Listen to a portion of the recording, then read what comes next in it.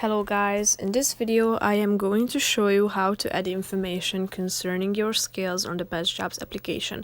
But first I just want to mention, don't forget to subscribe to my channel because at 10,000 subscribers I am going to show you my whole YouTube revenue statistics and growth strategy, how to make money online. So let's jump into it.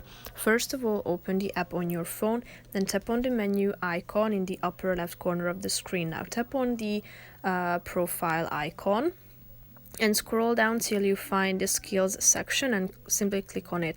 Now you are ready to select the skills and competencies that you would like to choose from this, even from this suggested skills list, by simply clicking on the see more button. You can see more of them, and if you would like to add any of these, you just simply have to click on it, and then it will be added to your skill or competency list. But you can also type in anything that you would like to add to this section.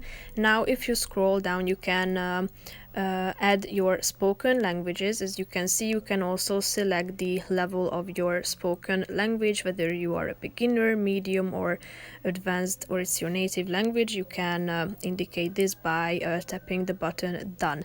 You can also set whether you have a driving license or not by clicking on the relevant button yes or no.